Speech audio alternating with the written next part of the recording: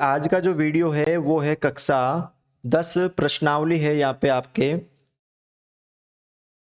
12.3 वृत्तों से संबंधित क्षेत्रफल और उसका क्वेश्चन नंबर 4 है। क्या दे रखा है कि आकृति में, ये आकृति जो दे रखी है आपके सामने ये वाली, इस आकृति में क्या करना है, छायांकित भाग का क्षेत्रफल ज्ञात करना है। ये जो छायांकित कर रखा है, अब आप बोलोगे सर यहाँ पे तो पूरा छायांकित कर रखा है, इसको तो हम आराम से कर सकते हैं। अभी देखो यहाँ भुजा 12 सेंटीमीटर वाले एक समबाहु त्रिभुज AOB एक समबाहु त्रिभुज है। अब समबाहु त्रिभुज है तो क्या होता है कि उसकी सभी भुजा बराबर होती है और प्रत्येक कोण 60 डिग्री का होता है, ठीक है। और शीर्ष O को केंद्र मानकर 6 सेंटीमीटर त्रिज्या वाला एक वृत्तीय चाप खींचा गया। एक वृत्तीय चाप यानी एक वृत्त, मतलब देखो अगर मैं इसको ऐसे और बना मिला देता हूं तो ये पूरा क्या बना, एक वृत्त बना। तो हमें छायांकित भाग का निकालना। अब थोड़ा सा इसमें दिमाग लगा के सोच के बताइए सर हम इसको कैसे निकाल सकते हैं। देखो हमें तो सिर्फ पूरे का निकालना है। अब आप बोलोगे सर हम वृत्त का निकाल लेंगे और जोड़ लेंगे क्योंकि वृत्त की त्रिज्या है, और त्रिभुज का निकाल लेंगे और जोड़ देंगे, तो नहीं, ये गलत होगा। अगर आप वृत्त का निकाल के त्रिभुज का निकाल के दोनों जोड़ दोगे तो ये गलत हो जाएगा। अब बोलोगे क्यों, क्योंकि जब आप वृत्त का निकालोगे तो इस वाले भाग का आ रहा है, जब आप वृत्त का निकालोगे तो इस वाले भाग का आ रहा है, और जब आप त्रिभुज का निकालोगे तो भी इस भाग का आ रहा है। तो एक काम कर सकते हो, अभी आपने जो सोचा कि वृत्त का निकाल के और त्रिभुज का निकाल के हम जोड़ देंगे, बिल्कुल सही है। लेकिन अगर उसमें अगर आप माइनस ये नहीं करोगे तो सही है, अगर आप माइनस नहीं करोगे तो गलत है, और अगर आपने ये माइनस कर दिया तो सही है। मतलब दोनों का निकाल के जोड़ के, दोनों का अलग अलग, वृत्त का और त्रिभुज का निकाल के उसमें से अगर आपने ये माइनस कर दिया तो सही है, और अगर आपने माइनस नहीं किया तो गलत है, ठीक है। तो हमें कहने का मतलब है दोनों का निकालना है। फिर इस भाग का, अब ये भाग कैसा दिख रहा है, त्रिज्य खंड, क्योंकि थीटा है, दोनों त्रिज्या है। तो हम क्या करेंगे, वृत्त का निकालेंगे, त्रिभुज का निकालेंगे और उसमें से इस त्रिज्य खंड का माइनस कर देंगे, दोनों को जोड़ के। तो हमारे पास क्या आ जाएगा, छायांकित भाग का क्षेत्रफल। तो अब आपको करना क्या है, आपको यहाँ पे लिखना है कि समबाहु त्रिभुज AOB की भुजा कितनी हो जाएगी, यहाँ पे दे रखी आपको 12 सेंटीमीटर, ठीक है। उसके बाद वृत्त की त्रिज्या कितनी दे रखी है, वृत्त की त्रिज्या R ये दे रखी है 6 सेंटीमीटर। अब यहाँ पे हम जानते हैं कि समबाहु त्रिभुज के प्रत्येक कोण का मान कितना होता है, 60 होता है। तो यहाँ पर लिखना है कि हम जानते हैं कि जो समबाहु त्रिभुज होता है, समबाहु त्रिभुज के प्रत्येक अंतः कोण का मान 60 डिग्री होता है। कितना होता है, 60 डिग्री होता है प्रत्येक अंतः कोण का।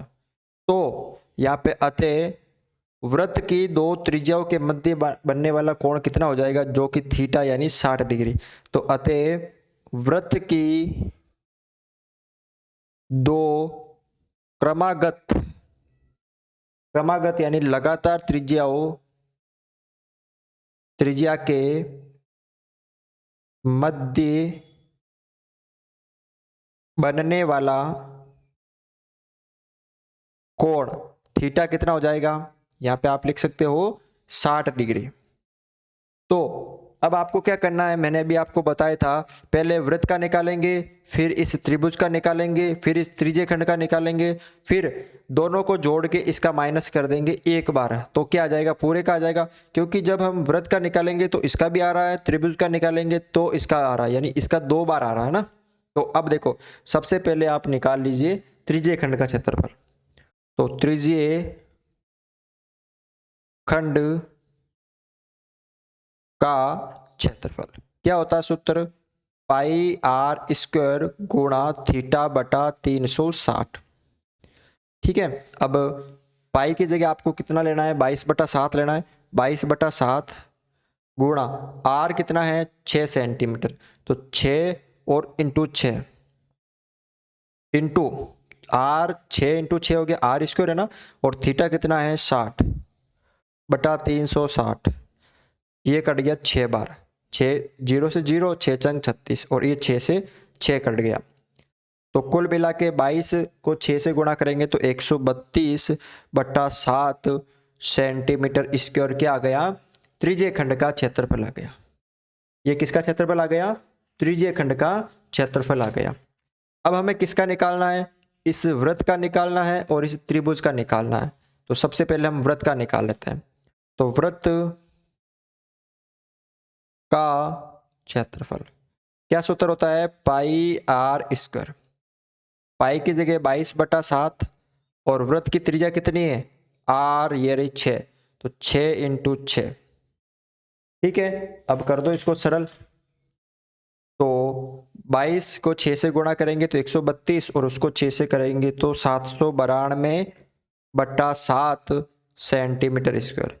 यानी इस वृत्त का कितना आ गया? वृत्त का आ गया 792/7 सेंटीमीटर स्क्वायर। अब हमें किसका निकालना है? समबाहु त्रिभुज। समबाहु त्रिभुज ए ओ बी का क्षेत्रफल।